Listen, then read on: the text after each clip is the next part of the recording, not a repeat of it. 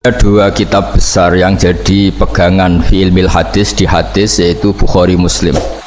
Saya alhamdulillah tadi pagi ngaji Bukhari, sekarang saya mau ngaji Sahih Muslim tentang Mi'raj. Dari sekian cerita Mi'raj yang mungkin jarang disebutkan adalah riwayat di Sahih Muslim. Di kitab saya halaman 83 saya baca. Di antaranya dijelaskan falamma alau nasama ad-dunya. Jadi di peristiwa Mi'raj yang jarang diceritakan orang itu, Rasulullah itu ketemu Nabi Adam. Dan Nabi Adam itu disebutkan di sini faidan an yaminihi aswidatun wa an yasarihi aswidatun. Dari sisi kanan itu ada kelompok besar, dari sisi kiri juga kelompok besar. Saya baca teks aslinya ya, tabarruk ya, supaya dapat berkah dari bahasa Rasulullah SAW. Ini cerita Nabi ketika ketemu Nabi Adam. Fa idza nazara qibala yaminih dhakhika wa idza nazara qibala shimalih baka. Nabi Adam ketika melihat ke kanan tuh senyum-senyum, senang sekali. Tapi kalau melihat ke kiri itu nangis. Lalu Rasulullah SAW tanya ke malaikat Jibril, itu siapa? Itu Adam. Dan yang kelompok di kanan itu ahli surga, maka beliau kalau melihat senang sekali, dan kalau yang di kiri itu ahli neraka, kalau beliau melihat itu susah sekali. Artinya apa? Betapa susahnya jadi Nabi Adam itu. Jadi kalau misalnya ada koruptor ketangkep itu ya, yang nangkep ya cucunya, yang ditangkep juga cucunya. Kalau kita punya anak 10 itu, terus yang satu misalnya nyuri milik temannya, milik saudaranya itu, sing naboi ya anaknya, yang ditaboi juga anaknya. Kayak apa tersiksanya seorang Nabi Adam? Karena nggak punya pilihan, pasti dari sekian kasus dolim dan mazlum, yang mendolimi maupun yang didolimi itu pasti anak cucunya. Jadi betapa susahnya seorang Nabi Adam. Jadi termasuk kearifan kita sebagai manusia itu belajar dari takdir yang kita hadapi, yaitu keterbatasan kita sebagai manusia. Kita harus bisa ngelola kegagalan, terima kodok kodar. Makanya kata Mbah Mun, abahnya Gus Yasin itu sering cerita ke saya, iman itu paling dhuwur itu iman kodok kodar, khairihi wa syarrihi minallah. Kita harus punya kesiapan iman khairihi wa syarrihi minallah, bahwa segala kebaikan, segala syar itu sudah digariskan oleh Allah Ta'ala. Kita bisa apa sebagai manusia? Jadi pertama Nabi Muhammad ketemu di as-sama idunya, langit paling dekat, itu ketemu Nabi Adam dengan kondisi seperti tadi. Kalau melihat ke kanan itu senyum, karena itu anak-anak beliau, turunan beliau yang ahli surga. Kalau melihat ke kiri itu nangis, karena itu cucu beliau yang ditakdir tidak jadi orang baik. Artinya kalau ada peristiwa sosial apa saja, yang satu zalim, yang satu mazlum, atau yang satu benar, yang satu salah, atau sama-sama benar tapi salah faham, itu semua adalah cucu Nabi Adam alaihi salam. Dan itu membuat beliau kadang-kadang dohika, kadang-kadang senyum, kadang-kadang baka, kadang-kadang nangis. Jadi itu yang menjadikan tambahnya arifnya Rasulullah SAW. Saya teruskan. Qultu ya Jibril man hadha? Qal hadha Adam wa hadhil aswida an yamini wa an shimalih nasamu bani. Fa ahlul yamin ahlul jannah wal aswida allati an shimali ahlun nar. Fa idza nazara qibala yamini dhahika wa idza nazara qibala shimalihi baka. Itu seperti misalnya kita punya anak 5, yang satu sukses jadi profesor doktor atau jadi orang alim, yang satu sekolah saja gak naik, misalnya sudah gak naik, ngentekno dunya itu nghabiskan harta itu kan. Tapi barokahnya itu mungkin kita mau jadi sombong tidak jadi gitu, karena punya anak yang nggak sukses. Mungkin barokahnya punya anak nggak sukses itu meredam keangkuhan kita, terus kita menjadi orang yang sopan dengan tetangga, dengan orang lain, karena dipaksa punya hal-hal yang seperti itu. Jadi semua yang ditakdir Allah, kalau kita ridho itu pasti baik. Karena ya kata yang ngarang kitab hikam itu, orang tawadhu itu kalau dinasehati pakai teks saja tidak cukup. Kalau punya utang tuh tawaduk sendiri gitu, guyonannya orang-orang kiai gitu. Ada orang sombong, supaya ada sombong, kalau dia ketemu orang yang ngutangin tuh pasti sopan sendiri. Jadi kalau dinasehati suruh sopan susah, tapi kalau ketemu orang yang ngutangin atau ketemu orang yang dia butuh pasti dengan sendirinya sopan. Atau ketemu orang yang menjadikan anaknya dapat pekerjaan, menjadikan keluarganya dapat job pekerjaan, pasti dia sopan sendiri karena utang jasa. Nah kalau kita pasti sopan sama orang yang ngutangi kita, yang menolong kita, apalagi dengan Allah Ta'ala yang semua yang kita pakai pasti dari Allah Ta'ala. Dengan demikian sudah keharusan kita sangat-sangat sopan pada Allah Ta'ala, yang implementasinya dengan sujud dan dengan sholat. Itu juga yang dibawa dari hasil Mi'raj. Ini saya baca teksnya ya, saya tadi jam 9 baca Bukhari di Kudus sama beberapa habaib, alhamdulillah. Sekarang saya teruskan dengan Sahih Muslim, termasuk kitab 6 yang paling dipakai ahli sunnah itu Al-Kutubus Sittah, yang paling pokok itu adalah Bukhari Muslim. Terus kemudian naik-naik terus ketemu Marartu bi Musa alaihi salam, ini nabinya Bani Israel. Saya kemudian ketemu dengan Nabi Musa alaihi salam. Nabi Musa itu nabinya Bani Israel. Jadi orang Bani Israel itu bawaannya itu protes itu komplain. Ketika makomnya beliau dilewati Rasulullah SAW, kelas beliau sebagai nabi, beliau nangis.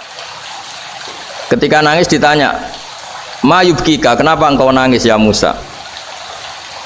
Terus ini saya baca supaya seperti teksnya. Kata Nabi Musa, "Rabbi hadza ghulamun ba'astahu ba'di yadkhulu min ummatihi al-jannata aktsaru mimma yadkhulu min ummati." Ini lelaki atau nabi junior, nabi yang datangnya setelah saya, mestinya senior saya. Tapi nabi ini sukses, umatnya lebih banyak masuk surga ketimbang saya. Ini yang bikin saya nangis. Jadi pikirannya Nabi Musa, kalau beliau senior, beliau lebih dulu, ya umatnya lebih banyak masuk surga. Ternyata enggak, masih banyak umatnya Rasulullah SAW. Dan ini gaya beliau yang suka protes itu berkah, karena protesnya orang soleh. Saya ulang lagi, apa-apa kalau dilakukan orang soleh itu pasti barokah. Ketika Rasulullah dapat perintah 50 sholat, itu Nabi Ibrahim pertama yang dilewati, karena di langit paling atas dibanding nabi-nabi yang lain. Itu Nabi Ibrahim diam, karena beliau tidak punya tradisi protes. Semua nabi diam, karena Allah memerintahkan pasti sudah bagus lah, sudah diukur kekuatan hambanya. Tapi ketika Nabi Musa, beliau orang pertama komplain. Dapat apa kamu ya Muhammad? Dapat 100 sholat, dapat 50. Apa komentar Nabi Musa?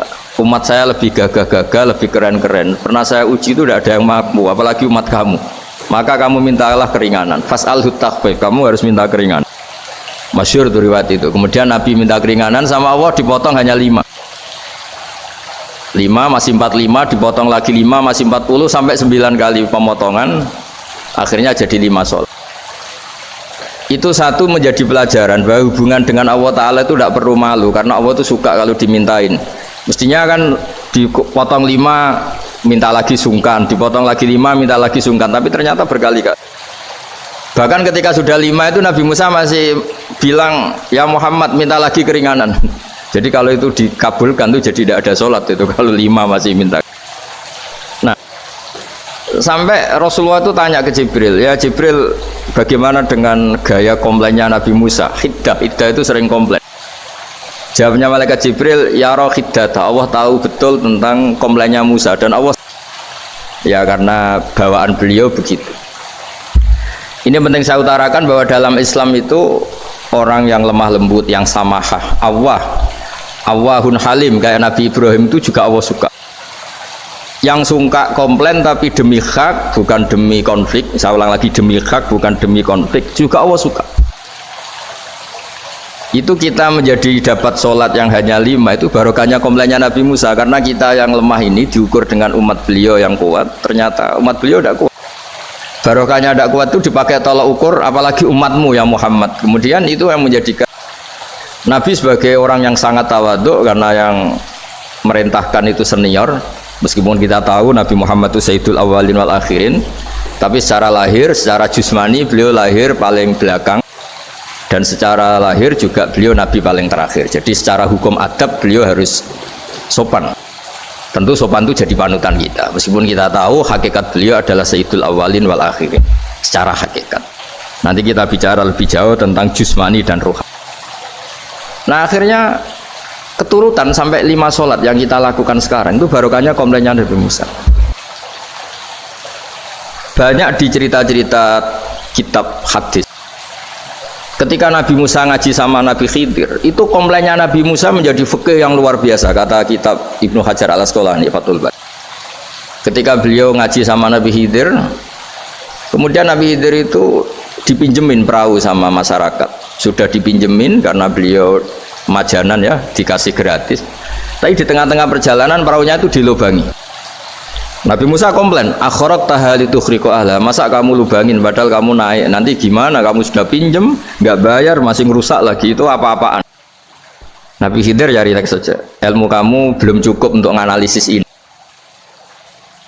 Begitu juga ada 3 peristiwa yang Nabi Musa itu selalu komplain. Apa yang dikatakan Ibnu Hajar Al-Asqalani itu kitab yang sangat bagus. Justru dengan protes itu Nabi Musa punya kelas di atas Nabi Khidir, karena orang nggak boleh sukut alal mungkar, karena secara fikih orang itu tidak boleh mendiamkan suatu yang buruk. Kita tahu dalam aturan fikih di antara kewajiban kita adalah ingkarul mungkar, mengingkari suatu yang memang harus diingkari. Ya meskipun tentu tidak dengan sikap destruktif yang merusak dan apa, tapi yang nggak baik tentu kita ingkari. Perilaku Nabi Khidir yang melubangi perahu yang tidak miliknya padahal yang punya perahu sudah menonton, itu perilaku yang nggak baik, sehingga Nabi Musa protes. Justru protesnya Nabi Musa ini menjadikan beliau selalu di kelas fikih terbaik, yaitu ingkarul mungkar, mengingkari barang yang harus diingkari. Tapi tentu Nabi Khidir juga nggak salah, karena beliau punya perhitungan di depan nanti itu ada begal-begal, ada kekuatan yang nggak baik yang selalu akan membegal perahu-perahu yang kondisinya sempurna. Nabi Khidir punya perhitungan, kalau ibarat mobil ini spionnya kok nggak dipecah, nggak diambil, itu termasuk mobil bagus, pasti digarong. Tapi gara-gara spionnya dipecah dulu sama Nabi Khidir, terus depannya dilumuri apa supaya agak menarik, ini selamat. Jadi perhitungannya Nabi Khidir, wa kana wara'uhum maliku ya'khudhu kulla safinatin ghusba. Di beberapa tafsir diartikan safinah ay sholihah, karena di depannya nanti akan ketemu orang-orang yang dolim yang selalu ngambil perahu-perahu yang bagus. Caranya gimana supaya perahu itu gak diambil? Ya karena mereka hanya ngambil yang bagus, ya dirusak dulu supaya gak bagus. Kalau ya gak bagus nanti lolos dari garong tadi, dari pengambilan secara dolim. Jadi Nabi Khidir gak salah karena ada visi seperti itu. Nabi Musa protes juga gak salah karena memang tugasnya fikih itu ingkarul mungkar, mengingkari barang yang memang gak. Nah, di sini seperti yang dikatakan Gus Yassin, kita harus bisa ngelola perbedaan, ngelola beda sudut pandang dan sebagainya, sehingga kita selalu dapat nikmat Allah Ta'ala. Wa allafa baina qulubihim, nikmat yang kita asik, kita hidup asik, nyaman. Doa-doa bapak-bapak saya, guru-guru kita sering ijazai setiap ketemu teman atau keluarga disuruh berdoa, Allahumma alif baina qulubina wa aslih dzata bainina. Semoga hubungan kita dengan orang lain itu baik-baik saja dan semua konflik kita dibenahi oleh Allah Subhanahu wa Ta'ala. Karena kita tidak pernah tahu, kita miskin kadang dianggap problem karena takut membebani tetangga. Tapi kita kaya juga kadang dianggap problem karena orang lain takut kalah dengan kita. Kita tidak pernah tahu cara pandang orang lain. Jadi kadang-kadang kita menang gitu, sama yang seneng dikira kita pemikir serius gitu. Tapi sama yang nggak seneng dikira kita mereng. Kita guyon, kata yang seneng itu luar biasa, kita dianggap orang yang ceria. Bagi yang nggak seneng dianggap arogan. Jadi kita tidak pernah bisa ngelola pikiran orang lain. Nah, barokahnya rahmat Allah yang tidak terbatas kita seperti ini. Dan itu digambarkan oleh Allah Ta'ala ketika ketemu antar nabi itu. Cara pandang ya beda-beda. Nabi Ibrahim itu kalau melihat orang yang nggak benar itu ya ngendikannya faman tabi'ani fa innahu minni wa man asani fa innaka ghafurur rahim. Ya Allah, yang ikut saya ya karuan kelompok saya, yang tidak ikut saya semoga engkau banyak mengampuni mereka. Nabi Nuh beda sekali cara pandang. Nabi Isa ubudiyah murni, ketika melihat orang yang nggak benar beliau tidak ngambil sikap. Beliau menghentikan intu adzibhum fa innahum ibadu. Kalau engkau siksa nggih monggo Gusti, itu hamba-hamba jenengan, itu terserah jenengan. Wa in taghfir lahum, kalau engkau ampuni nggih monggo, jenengan yang punya pertimbangan lebih bisa. Dan itu yang dalam banyak hadis ketika Rasulullah SAW melihat umatnya di akhir zaman yang macam-macam, Nabi ngambil sikap kayak sikapnya Nabi Isa. Sebagian riwayat Nabi mengatakan fa'aqulu kama qalal abdus soleh, saya akan ngambil sikap kayak sikapnya al abdus soleh. Di hadis itu diredaksikan, yaitu dengan redaksi intu adzibhum fa innahum ibaduk wa in taghfir lahum fa innaka antal azizul hakim. Ya, saya teruskan. Kemudian Akhirnya Rasulullah Shallallahu Alaihi Wasallam sampai ke Sidratil Muntaha. Wa ra'aitu Ibrahim alaihi salam wa ana asbahu waladi. Ketika ketemu Nabi Ibrahim, hubungan Rasulullah itu sangat emosional. Beliau yang pertama diceritakan, saya ketika ketemu Nabi Ibrahim itu senang sekali karena ternyata saya ini cucu beliau, turunan beliau yang paling mirip beliau. Jadi ini unik, dari sekian peristiwa besar, peristiwa langit, kemudian Nabi ada hubungan emosional yang luar biasa. Ketika ketemu Nabi Ibrahim, pertama yang dikatakan Nabi, wa ana asbahu waladi bi, saya adalah cucu yang paling. Dan ini kita tahu akhirnya di semua syariat kita istilah resminya itu anit tabi millata Ibrahim hanifa. Di istilah resmi agama kita millata abikum Ibrahim, agama leluhur kamu Ibrahim. Kita ketika baca sholawat Allahumma sholli ala sayyidina Muhammad, terusannya juga kama shollaita ala sayyidina Ibrahim wa ala ali Ibrahim, dan seterusnya dan seterusnya. Kemudian yang terakhir saya cerita secara akidah Ahlussunnah wal Jamaah yang dianut oleh Imam Asy'ari dan Maturidi. Meskipun secara lahir itu Nabi mengalami pertemuan dengan Allah di Sidratil Muntaha, tapi tetap saja kita cara pandang bahwa Allah Ta'ala itu mukhalafatul hawadis. Allah tidak bisa kamu andekan di satu tempat terus ngalami hal-hal yang kita alami sebagai makhluk. Sebab itu sirinya kenapa di surat Isra dimulai dari subhanalladzi, Allah tetap maha suci. Maha suci itu artinya terbebas dari yang kita alami. Allah selalu mukhalafatul hawadis. Allah la yahtaju ila makarin, Allah tidak butuh tempat, Allah tidak butuh waktu, Allah tidak butuh semua, karena Allah itu qayyum, Allah itu qiyamuhu bi nafsihi, berdiri sendiri. Allah tidak butuh aras, Allah tidak butuh kursi, tapi eksistensi kursi yang butuh Allah. Allah tidak butuh aras, tidak butuh kursi, tidak butuh langit, semuanya itu berdiri karena Allah, bukan sebaliknya Allah berdiri di atas semuanya. Sehingga kita mulai kecil diajari Allah itu siapa? Al-Qayyum, kalau bahasa kita qiyamuhu bi nafsi, selalu berdiri sendiri, dan Allah itu Al-Ghaniyul Mutlaq, nggak butuh yang lain. Di sini pentingnya selalu Nabi ngendikan subhanallah subhanallah, wiridanya tetap Allah itu maha suci, Allah maha besar, Allah maha agung, dan keagungannya diantara ditandai dia punya sifat yang tidak sifat kita, dia punya keabadian yang tidak bisa, dia punya semuanya yang tidak kita miliki. Itu sebab itu dimulai subhanalladzi asra bi abdi lailam minal masjidil haram. Jadi kata subhana ini maha suci, itu maha suci dari tempat, dari waktu, dari apa saja. Meskipun Allah punya adat, punya sunnah memperlakukan hambanya itu dengan logika atau bayangan yang dibayangkan seorang hambanya, sehingga seakan-akan kita ini ya ketemu, seakan-akan kita bisa ini melihat, sehingga di surga disebut kita ini melihat. Tapi semua ahli sunnah mengatakan tapi kamu melihat Allah itu tetap saja bila kaifin walan khisorin, tidak bisa terus menciri itu bisa membatasi sifatnya Allah itu begini-begini, tidak bisa. Tetap Allah itu la tudrikul absar wa huwa yudrikul absar. Tapi kita bisa disebut melihat dengan kemakhlukan kita yang profan.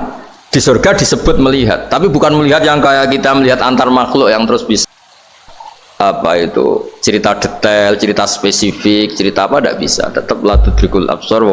Ini hebatnya ulama-ulama kita, selalu cerita Mi'raj, cerita nazar ila wa fil jannah, melihat Allah di surga, tapi bersamaan dengan itu selalu cerita Allah itu mukhalafatul hawadis, Allah itu laisa kamislihi syai'un. Jadi terima kasih Gajang, utamanya pada Gus Yasin dan yang membantu semuanya. Barokahnya kita ketemu bisa ngaji, supaya barokah saya baca teks aslinya di Hadisil Isra, karena tadi saya jam 9 sudah baca Bukhari, ini supaya dapat berkah saya ini baca Sahih Muslim. Sekian dan semoga barokah. Assalamualaikum warahmatullahi wabarakatuh.